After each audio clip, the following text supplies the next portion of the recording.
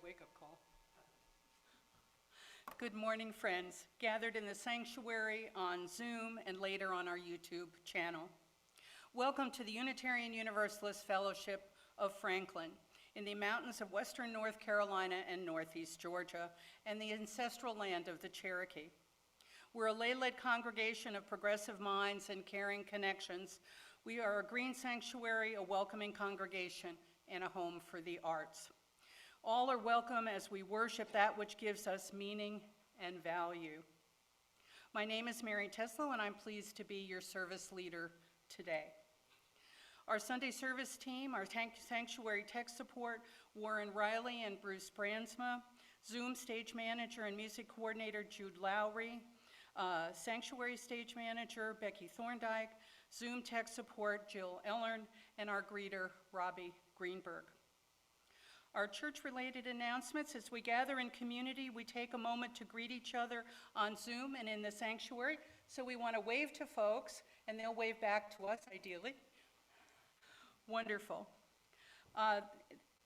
After coffee hour this morning, we have the UU World discussion. Our association is engaged in reviewing our 7 principles, which are part of Article 2 of the UUA bylaws. A significant change is being recommended. Join us in person or on Zoom to continue our discussion, which will prepare us to vote at our annual meeting on June 11th. You'll notice our banners are back up, which will stay up until the annual meeting. And Becky has an announcement for us related to this process.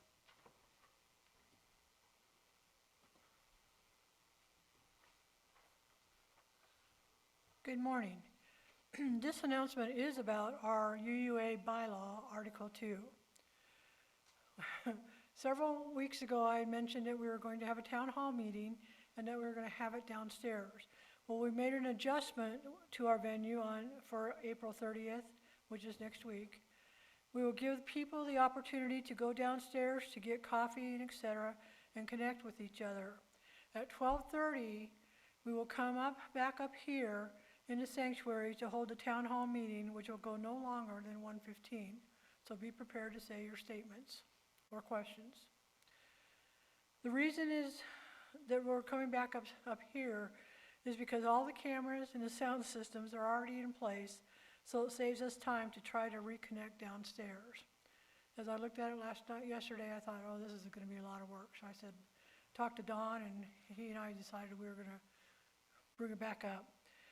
The purpose of the town hall is to let our General Assembly delegates, Mary and Robbie, have a chance to listen, learn, and know how to represent our fellowship at General Assembly in June.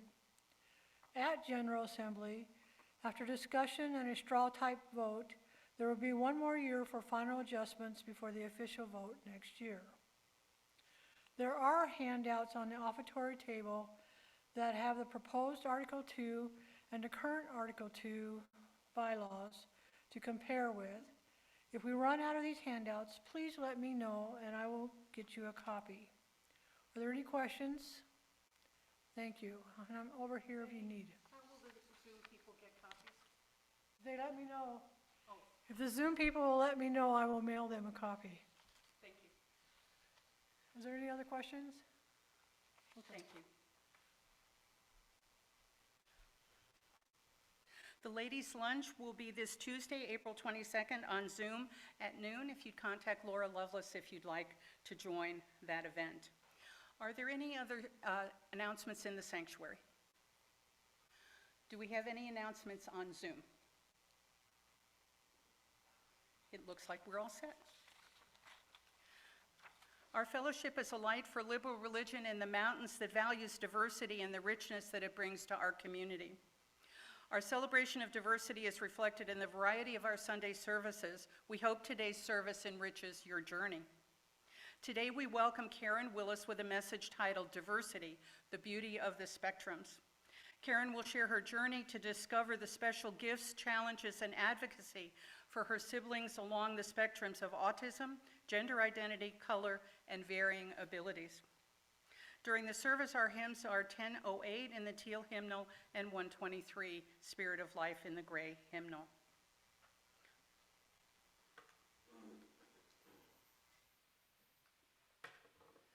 Our chalice lighting is by Cindy Fesgen. We are all capable in different ways, with various strengths and talents. We are all holy, part of the universe and the interdependent web. We light this chalice, cherishing our differences and holding each other in sacredness. Our opening words are from the Reverend Sharon Wiley. We speak so often of brokenness in religious life. Let us speak today of wholeness. You are welcome here, all of you.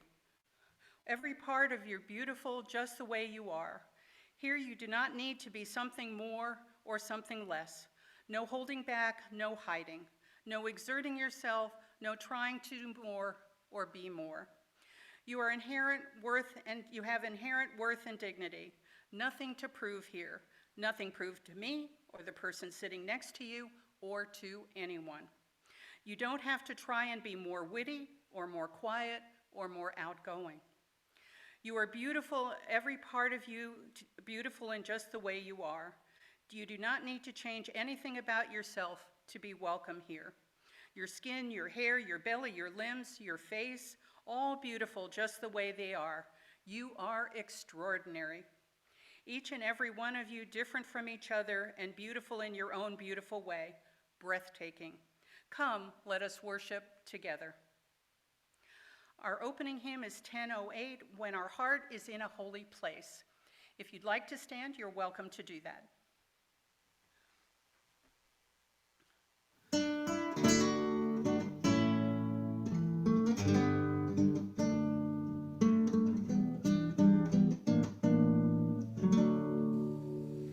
When our heart is in a holy place, when our heart is in a holy place, we are blessed with love and amazing grace. When our heart is in a holy place, when we trust the wisdom in each of us, every color, every creed and kind, and we see our faces in each other's eyes, then our heart is in a holy place.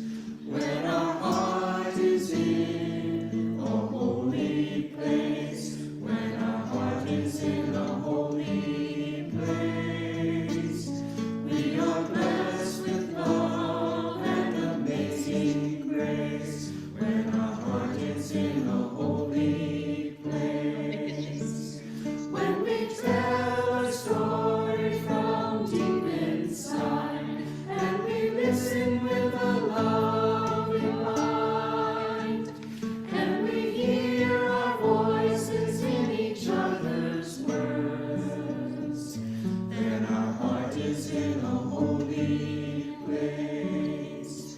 When our heart is in a holy place, when our heart is in a holy place, we are blessed with love and amazing grace. When our heart is in a holy place, when we share the silence of sacred space, and the God of our hearts stirs within, and we feel the power of each other's faith, then our heart is in a holy place. When our heart is in a holy place, when our heart is in a holy place, we are blessed with love and amazing grace. When our heart is in a holy place, when our heart is in a holy place.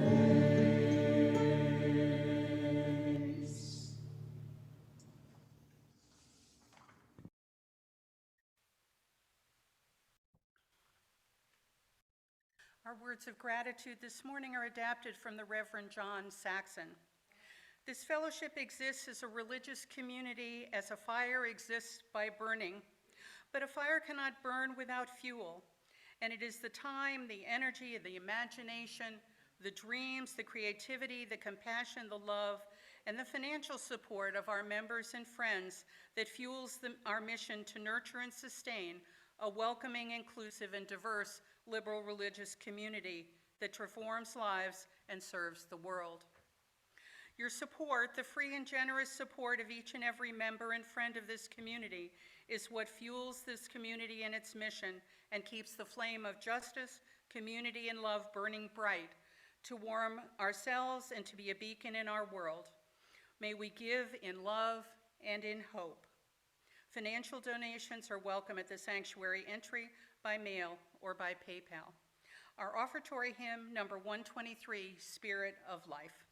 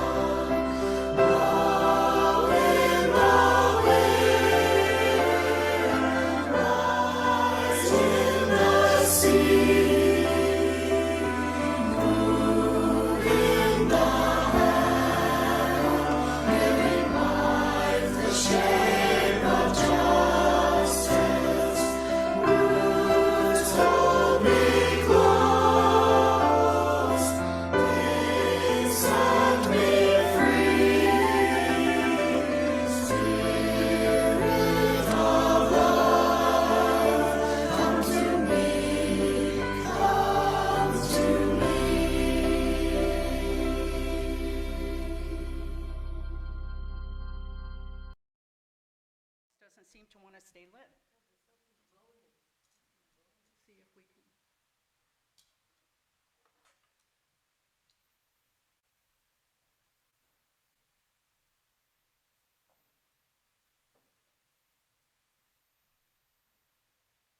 I think we'll just need to imagine it. A dedication of our gifts. Gifts given in love and hope continue a cycle of love and hope. This morning, we are delighted to welcome Karen Willis. Karen is a young adult Unitarian Universalist living with a high-functioning form of autism and currently lives in Murphy, North Carolina with her parents, Cheryl and Jerry Willis, and we're so happy to have them with us as well, along with 3 dogs, Astro, Bilbo, and Buddy. Karen currently works for an accounting firm in Blairsville, Georgia, where she survived tax day. Yay, how good is that? Karen's a disability rights and LGBTQ rights activist while advocating for her fellow siblings of color and other social justice causes. Her pronouns are she, they. Also new to the drag community is a drag artist named Kaylin Kay, they, them. Please join me in welcoming Karen Willis.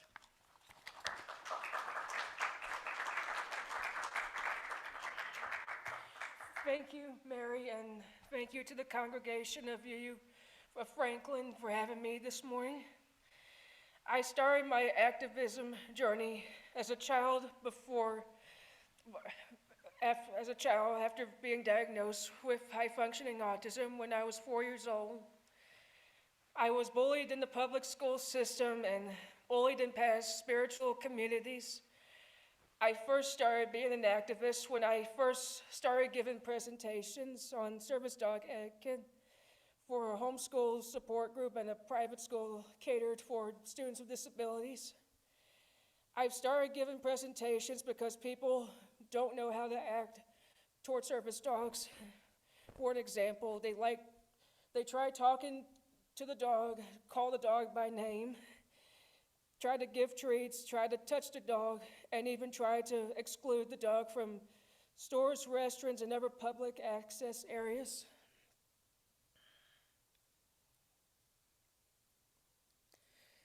I started taking my first service dog, Marlin, to the presentations, and he did his commands, and students even volunteered to do a few examples on what it was like to live on the autism spectrum by using a brush on their skin and even trying to read while flashes of lights are being used on them. Being autistic is both good and challenging because I see the universe differently than others and my mind functions different than typical. My autistic strengths have been being able to hold down a job and computers at an office environment. I've learned how to drive. I'm good with directions. I even was able to read before I even started to talk. My parents got inspired by Tipple Grant, a proud autistic and activist. They always encouraged me to try things and try to succeed in them. I'm really grateful and blessed to have the best parents in the universe, literally, because they love and support and accept me as the person that I am.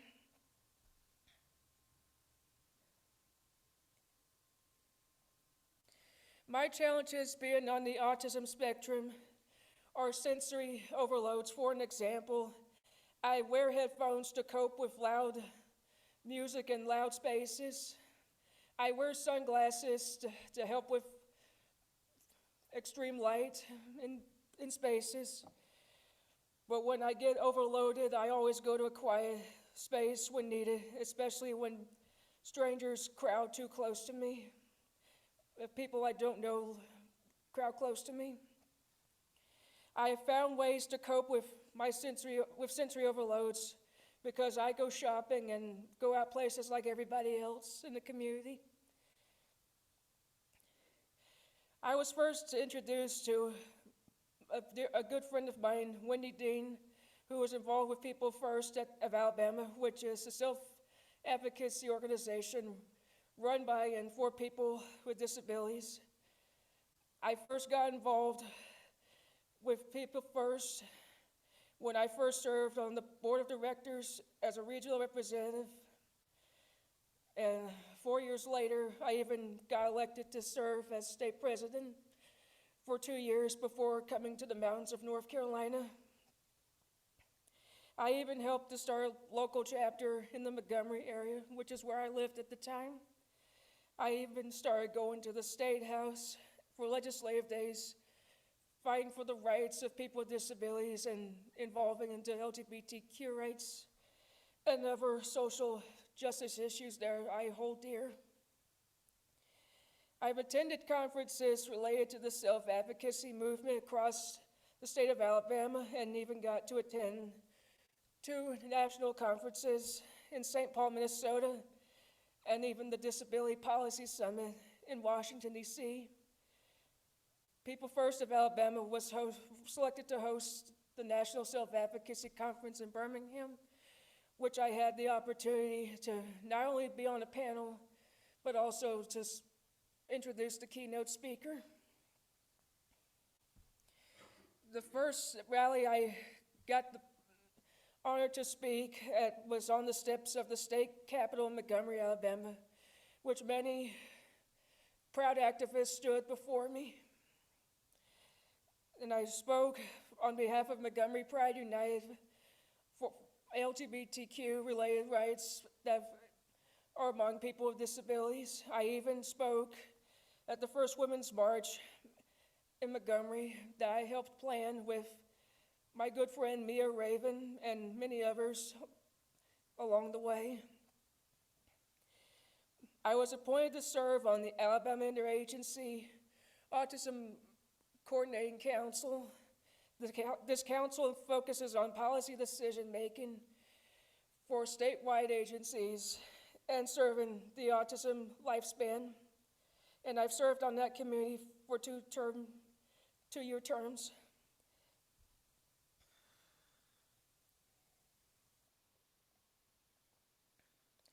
I found out about Unitarian Universalism through an online search that I did on my own. After years of being excluded in previous spiritual communities and not wanting to take the time to get to know me as a human being, I needed to be somewhere that my autistic self was fully accepted and not frowned upon. I met my first Unitarian Universalist minister, Reverend Lynn Hopkins, at the Unitarian Universalist Fellowship of Montgomery. And I'll never forget the day that I walked through those doors.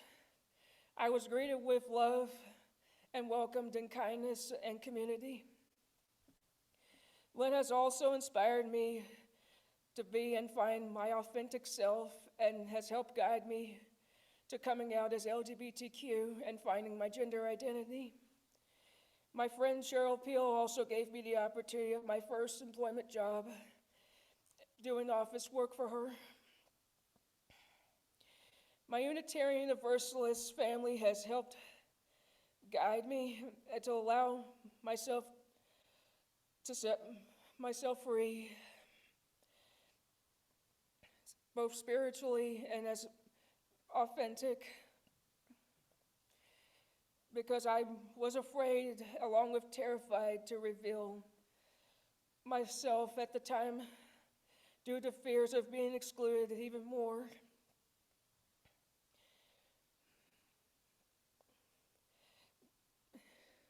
And also the scariest fear of all, the thought of being thrown in a fiery prison known as hell. Because nice and kind people do not belong there by any means. I am out spiritually and out proud as both LGBTQ and non-binary. Before I close this, I want to say this. People who are different are human like everybody else, and we see the universe differently.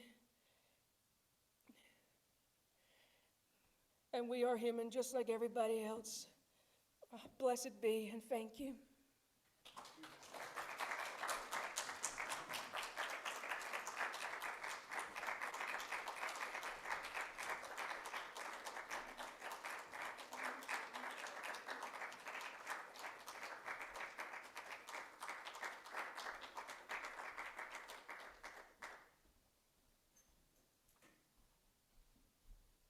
Karen, that was such a wonderful gift to share your journey with us.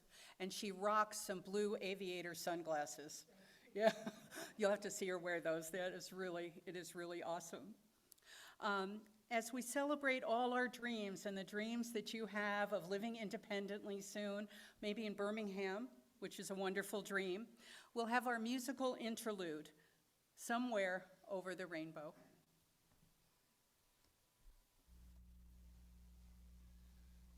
Ooh.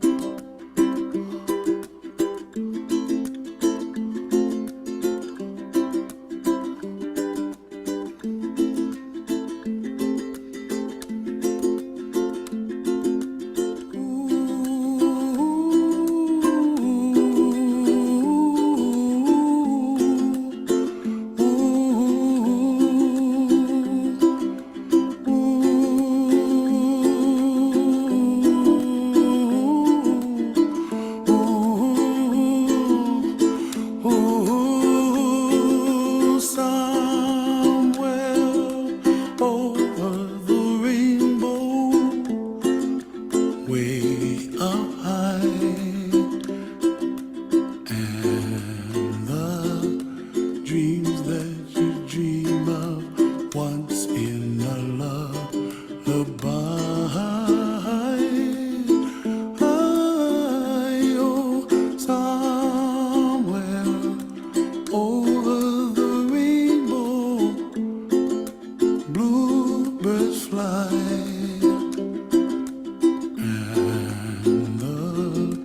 Dreams that you dream of, dreams really do come true.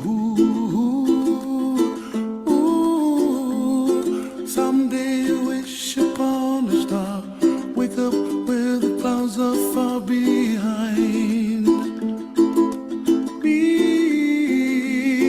where trouble melts like lemon drops, high above the chimney top. That's where you find me, oh, somewhere over the rainbow, bluebirds fly,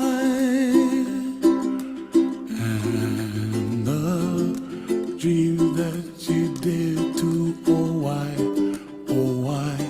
can't I?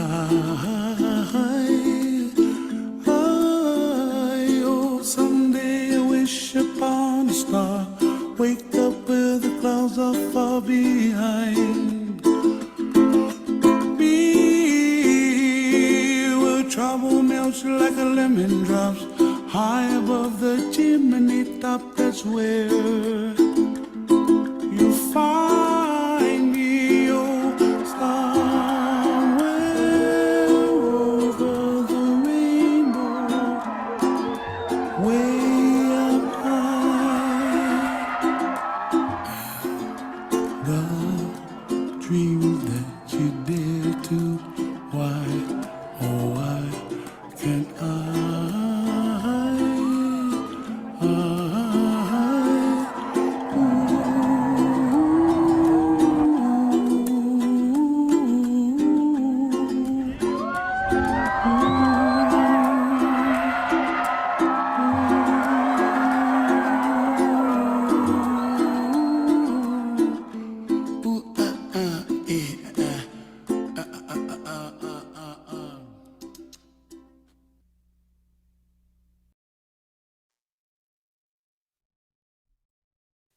Karen, we wish that all your dreams come true. As we prepare for joys and concerns, know that they will be edited out before we post anything online. A pebble cast into a pond causes ripples that spread in all directions. As a spiritual community, it is our deepest intention to be authentically present to one another, especially in times of challenge and times of joy. One way we do this is by pausing in the Sunday service to listen to the life-changing personal events in our lives. If you had such a milestone and you choose to share it aloud, we invite you to share it now, and I will drop a pebble in the water. We'll begin with those on Zoom acknowledged by our host, followed by those in the sanctuary.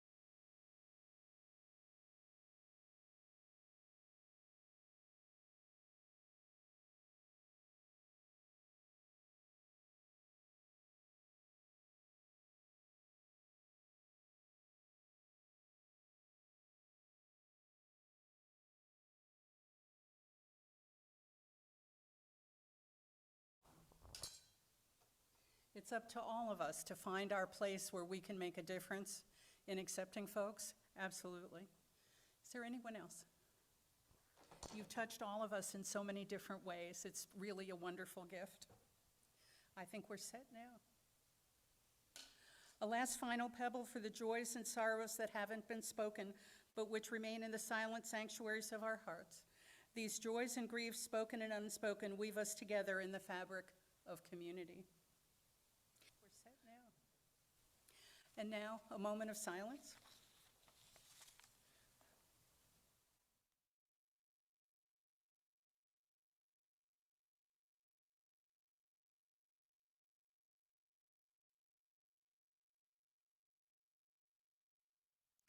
Our closing song is by one of Karen's favorite musicians, Michael Hedges. It's an instrumental called Ragamuffin.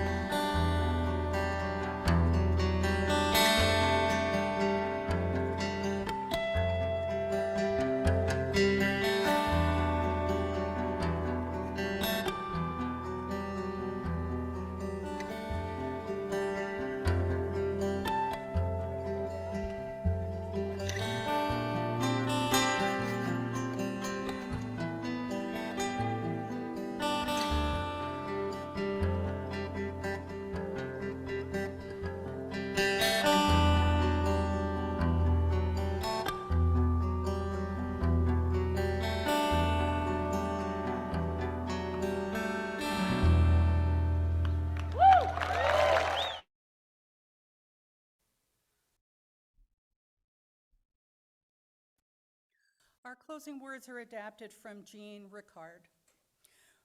We have a calling in this world. We are called to honor diversity, to respect differences with dignity, and to challenge those who would forbid it.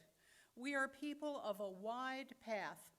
Let us be wide in affection and go our way in peace. And now we'll extinguish in spirit the chalice. We're just imagining it. There we go. Chalice extinguishing from the Reverend Maureen Caloran. The poet Langston Hughes has written, "Hold fast to dreams, for if dreams die, life is a broken-winged bird that cannot fly." May this chalice flame challenge us to cherish our dreams, for all things worth doing begin with the courage and inspiration of a dream. Thank you for joining us today. Our Sunday service next week will welcome Reverend Claudia Jimenez, Faith Development Minister at the UU Congregation of Asheville with a sermon titled Centering Love about the proposed changes to our principles. A town hall to discuss the proposed changes will follow after coffee hour, as Becky mentioned to us earlier. And now our closing covenant.